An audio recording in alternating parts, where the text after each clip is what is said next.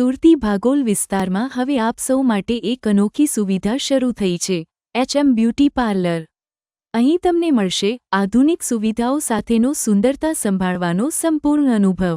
Haircut, skin care, makeup, bridal services અને નવીનતમ beauty treatments તમારી સુંદરતાને વધારે ઉજળી બનાવવી અને આપનો આત્મવિશ્વાસ વધારવો।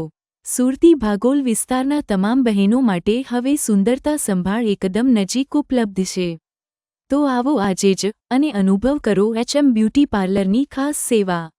એચએમ બ્યુટી પાર્લર, તમારી સુંદરતા અમારી જવાબદારી।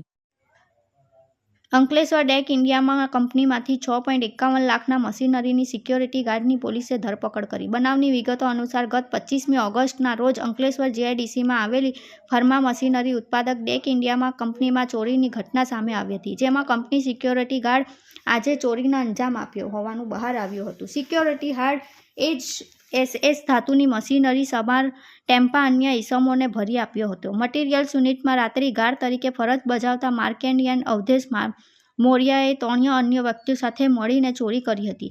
આરોપીએ સિક્યોરિટી ગાર્ડે પ્રોડક્શન એરિયાના શટરનું લોક ખોલી અંદરથી ₹6.51 લાખ કિંમતની મશીનરી સામાન ચોરી કર્યો હતો। ત્યારબાદ તેઓ ફરાર થઈ ગયા હતા। છેલ્લા 1 મહિનાથી પોલીસ ધરપકડથી નાસ્તા પડતા સિક્યોરિટી ગાર્ડ માર્કેન્ડિયન અવધેશ મોરિયા અંતે પોલીસે ઝડપી પાડ્યો હતો।